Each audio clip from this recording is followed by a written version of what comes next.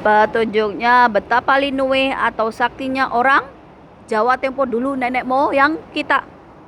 Dan aku mau ngomong lagi bahwa kalau ada penguasa atau ahli politik yang hidupnya udah kaya raya dari lahir, yang udah hidupnya mapan, senang lenang, terus tiba-tiba mencalonkan diri demi rakyat, omong kosong, gombal. Kenapa? Karena mereka nggak tahu hidupnya rakyat kecil seperti apa. Kalau mereka mencalonkan diri itu untuk kepentingan mereka, bukan untuk rakyat.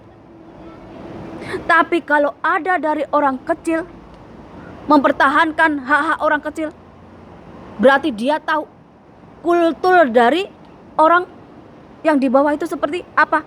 Berarti mereka akan berjuang benar-benar.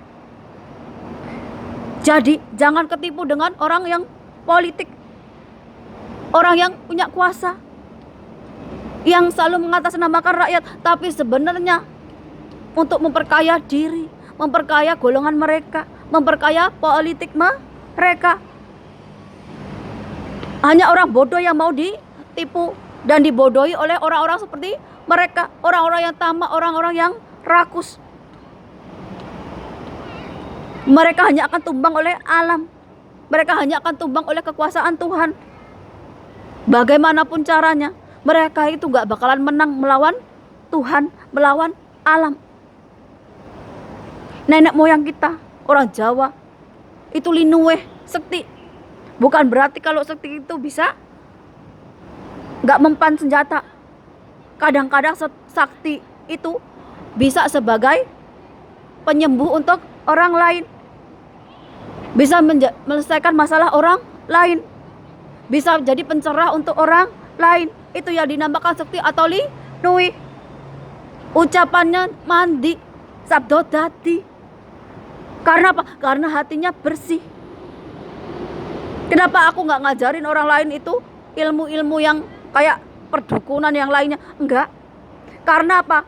Segala ilmu itu harus didasari dengan hati yang bersih, agar berguna untuk orang lain, agar membawa manfaat untuk orang lain.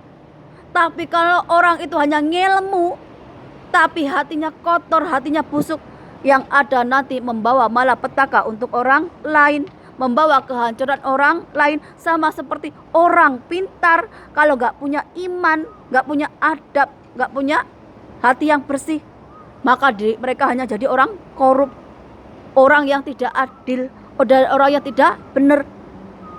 Beda dengan orang yang cerdas tapi punya iman, punya hati yang bersih, maka mereka akan membawa manfaat untuk orang banyak.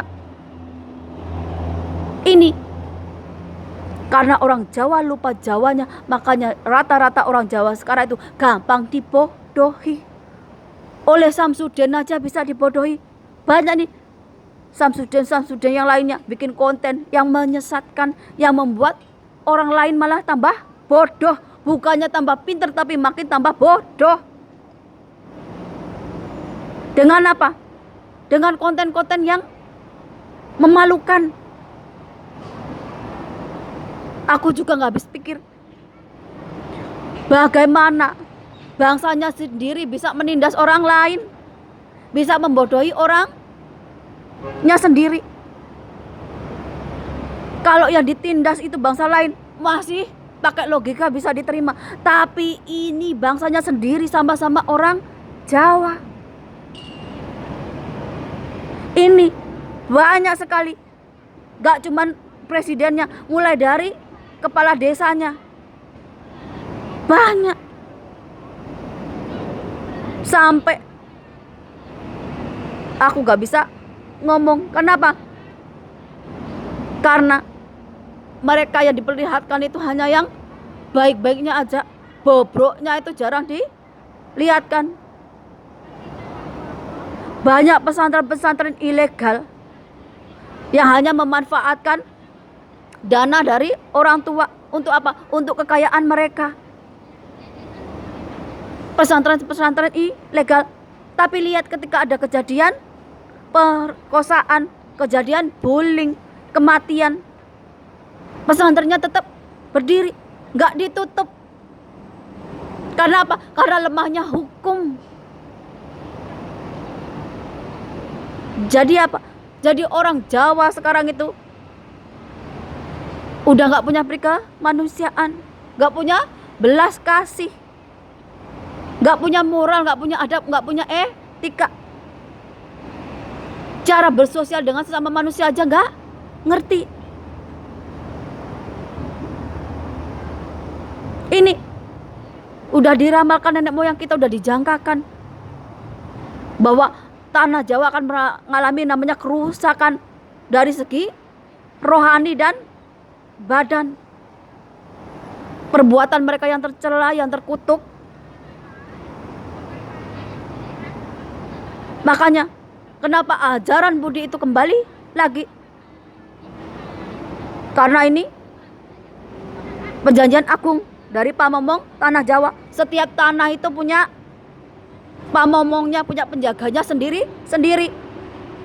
Perjanjiannya kalau orang Jawa sudah lupa Jawanya, sudah lupa pakemnya, maka tanah Jawa itu akan dijungkir balikan oleh Tuhan Yang Maha Esa. Karena apa? Karena tanah Jawa itu takdirnya adalah mengakui ketuhanannya Yang Maha Esa. Kamu boleh agama apa aja, tapi tetap menjaga moral, etika, adab, budi pekerti, iman. Makanya dasarnya Pancasila. Tapi yang sekarang itu kebalikannya. Orang Jawa malah ditindas di negerinya sendiri. Entah karena agama, entah karena politik, entah karena kekuasaan, entah karena ekonomi. Bukan bangsa lain, bangsanya sendiri yang jadi pengkhianat. Indonesia itu maju kalau nggak ada pengkhianat yang tukang korupsi, yang suka menjual bangsanya sendiri ke asing. Dari zaman nenek moyang kita, Indonesia itu nggak bakalan dijajah kalau nggak ada pengkhianat. Sama seperti sekarang, Indonesia itu akan makmur, akan kaya raya gemah limpah kalau nggak ada pengkhianat yang tukang korupsi, tukang maling duit rakyat, maling duit pajak. Kalau ada pejabat-pejabat yang adil, yang benar, itu berkuasa, makmur rakyatnya. Tapi sayang, kalau ada orang benar akan cepat-cepat dikebiri, akan dihilangkan. Nah, seperti contohnya Ahok. Jadi yang berkuasa siapa? Orang-orang yang zalim, orang-orang yang serakah, orang-orang yang tamak. Kalau cuma demo pakai hak angket, gak bakalan mempan. Biarkan alam bekerja, biarkan malaikat yang bekerja, biarkan jin siluman yang bekerja untuk menghancurkan orang-orang yang zalim, orang-orang yang tamak ini. Dengan apa? Dengan kuasa Tuhan. Mereka lupa bahwa orang Jawa itu sakti, linui dari segi politik, sosial, kesaktian, anugerah dari Tuhan Yang Maha Esa. Sama seperti orang Dayak punya kelebihan dan adat istiadatnya. Orang Toraja juga punya kelebihan. Orang Papua juga punya kelebihan adat istiadat pemberian Tuhan. Sama. Orang Jawa juga punya linui, kelebihan yang dianugerahkan dari Tuhan, yang gak disadari oleh orang zaman sekarang. Gak cuman sakti, tapi linui dari ilmu, dari kecerdasan. Gak cuman berkuasa di alam nyata manusia, tapi rata-rata penguasa tanah Jawa itu jadi penguasa bangsa jin juga. Tanah Jawa, Nusantara itu banyak sekali kerajaan-kerajaan jin. Kalau kalian mau tahu, ini bagi yang punya kelebihan bisa melihat astral atau melihat alam lain. Kalau yang nggak bisa, ya nggak percaya. Saya juga nggak melihat, tapi saya bisa merasakan. Karena apa? Karena saya juga punya penjaga, punya bodyguard, punya kodam yang mendampingi saya. Ada leluhur saya juga ada malaikat. Kok saya tahu? Ya saya tahu karena apa? Karena setiap akan ada bencana, saya pasti akan tahu. Setiap saya mau mengalami musibah, saya tahu. Kenapa? Karena bisa komunikasi, bisa merasakan feeling, insting. Batin itu akan selalu berkata.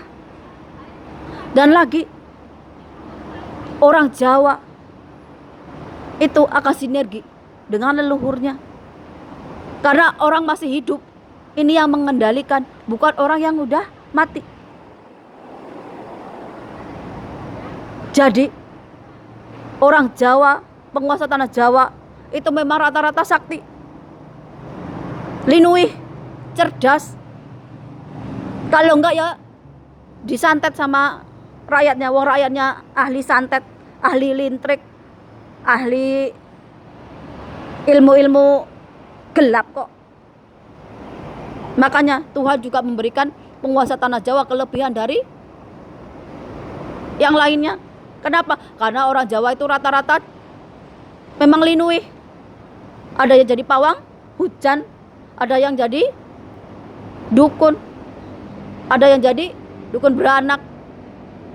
Dulu kan nggak ada dokter, masih ada dukun beranak, ada dukun pijat. Kita ini mewarisi gen dari leluhur kita. Dulu nenek moyang kita jadi apa ya kita mewarisi.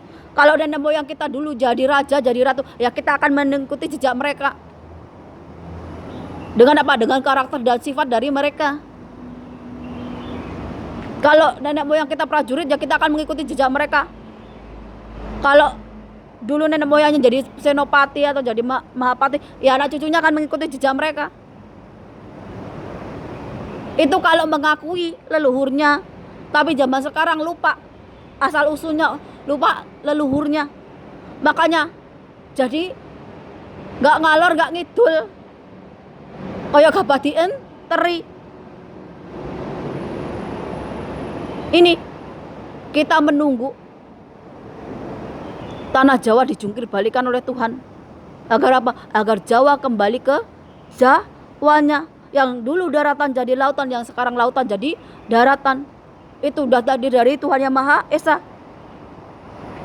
Karena kalian gak percaya sama kekuasaan Tuhan, gak percaya dengan apa yang itu namanya kegaiban,